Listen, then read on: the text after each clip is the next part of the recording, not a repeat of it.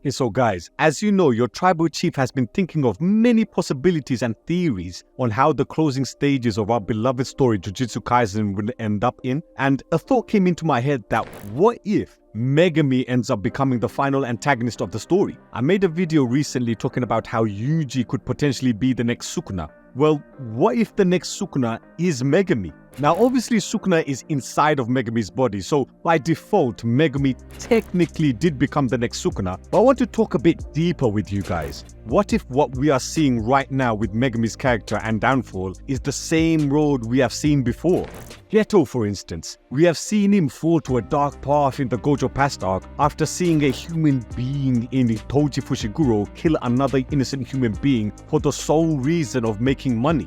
Geto in chapter 65 believed Jujutsu exists to protect non-Jujutsu sorcerers, aka normal human beings like a Toji Fushigoro who doesn't possess any cursed energy. Even Riko is a normal girl. Yes, she was the star plasma vessel, but she really didn't show us that she had any supernatural abilities like possessing cursed energy. I'm sure if she trained or lived long enough to train, she would have had the ability to use cursed energy. But in that moment in time, Riko was like a typical normal girl who just happened to be the star plasma vessel. And then you have Toji, who is heavenly restricted and has no cursed energy, shoots Riko right in the head, killing her. So for Geto, he saw this firsthand that the very people he believed that he has a duty to protect are the ones who are killing innocent civilians like Riko, and it was all done for money. A few chapters later, in chapter 77, we saw two girls who are fellow Jujutsu sorcerers with the ability to use cursed energy being placed in a cage and were getting beaten up and tortured by the non-sorcerers. These two girls were innocent kids, and yet the non-sorcerers were beating them up, all because that they were different.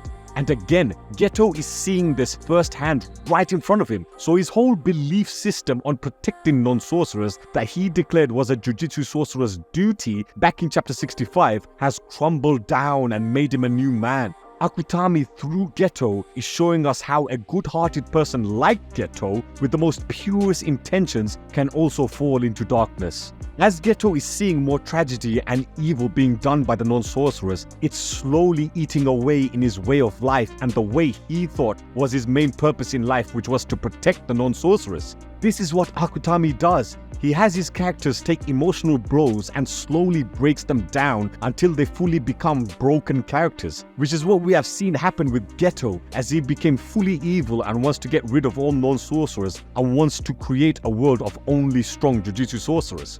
This is the point where Geto's character is fully broken. His original beliefs have now been completely shattered and is now referring to the non-sorcerers as monkeys. But in order for Geto to be justified as a villain, Akutami had to break his character completely in order for that full heel turn to happen. It's like Akutami is testing his own characters to see which ones will break and turn evil and which ones won't. Yuji went through absolute hell in the Shibuya incident arc, losing his fight to Chozo, Sukuna taking full control of his body and causing mass murder in Shibuya. He had to witness both Nobara and Hanami die right in front of him, so it was pretty deep for him, and Akutami was fully testing Yuji's resolve because remember, as stated by Yuji's grandpa all the way back from the first episode, Yuji's main purpose in life is to help people because he has the strength to do it. Yuji has a hero complex and doesn't want anyone to die under his watch. But what does Akutami do? He makes Yuji witness the death of his mentor in Nanami, as well as seeing one of his best friends die in the hands of his biggest rival in Mahito. Adding to that, a little earlier on, his body was responsible in causing the mass murder in Shibuya. So just like how Geto had to witness his life beliefs be challenged and completely be destroyed right in front of him, Yuji is also witnessing his life purpose be completely nullified, making him feel worthless as he admitted in chapter 120 that he is nothing more than a murderer and that he should be killed. Geto wanted to save the innocent civilians who he believed were the non-sorcerers, but Akutami flipped the script by making Geto witness the evil of human beings and the non-sorcerers, which turned his whole life philosophy on its head. Same with Yuji. Yuji's sole life purpose entrusted by his grandpa is to save people But now, even though it's not his fault entirely, it's because of him that there was a mass murder in Shibuya, and indirectly it's because of him that Nanami and Nobara died. Because Mahito was out there looking for Yuji because he wanted to kill Yuji, and unfortunately Nanami and Nobara were the casualties of Mahito's goal.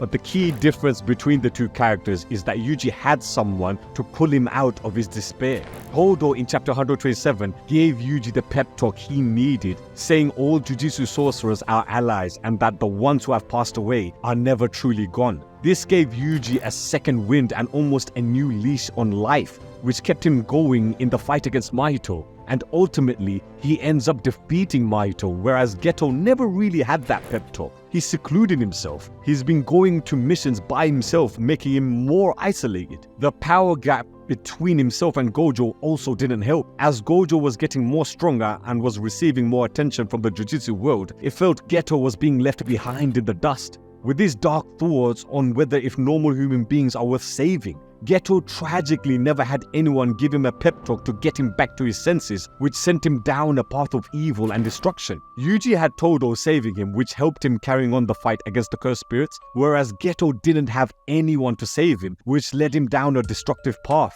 And now we are seeing it again with Megumi. Akutami is using his usual tricks and is testing his character to see if they would break. Sukuna first took over Megumi's body. Sukuna submerged and buried Megumi's soul even more by having the cursed bath in chapter 216. So Megumi just can see what Sukuna is doing, but is just even more helpless to do anything because of this bath. And as a result, Sukuna ends up killing Megumi's sister, and then later on against Gojo, he ends up killing him by using Megumi's body. Megumi's mission in the Culling Games and even in life was to protect his little sister, and yet it was his body that was used to kill his little sister. Gojo was like another big brother slash father figure for Megumi. Gojo raised him since he was a young kid, and again, it was his body that was used by Sukuna that ended up killing Gojo. Fast forward to chapter 251 and we see Yuji trying to break through to Megumi, but we see Megumi saying, "That's enough," with the narration text box saying, "When it comes to the will to live,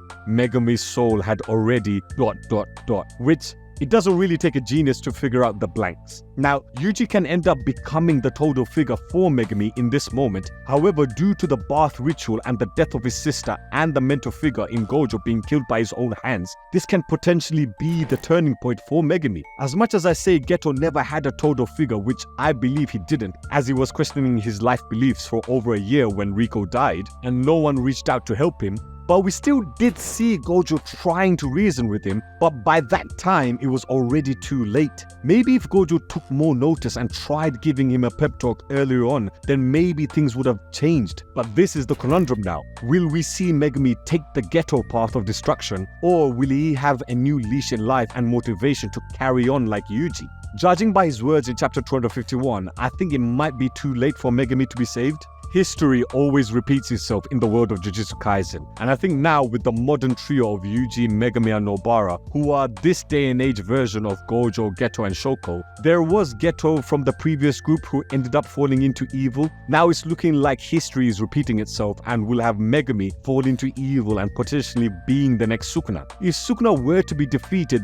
then the abilities of Sukuna can potentially be stored inside of Megumi's body. Megumi being the son of Toji Fushiguro, the sorcerer killer, as well as having the dormant abilities of Sukuna, can potentially make him the final boss for Yuji, because in a way, all of this leads back to Yuji. If Yuji never ate Sukuna's finger all the way back in the first episode, which Megumi screamed for him not to do, then his sister and mentor figure will still be alive. Megumi basically has a lot of reasons to be angry at Yuji for, and Yuji himself admitted back in chapter 143 that as long as he is around, Megumi will suffer. He reiterated that point again in chapter 212, where he believed that Angel was going to get rid of himself and Sukuna forever. Tragically, that wasn't the case, but unlike Gojo and Geto, where they never truly had a reason to fight each other, Megumi actually does have reasons to fight against Yuji now. Even though there might be indirect reasons, it's still reasons nonetheless. And with Yuji's guilt over Megumi's safety, I think he will be able to understand where Megumi is coming from if Megumi were to have a grudge fight against Yuji. Now, let me go over to you guys. What do you guys think? Do you believe Megumi Megumi will end up being the final boss for Yuji to fight? Do you believe Megumi will become the next Sukuna? Comment below and let me know. And as your tribal chief always says, don't forget to subscribe to the Shaman Tribe.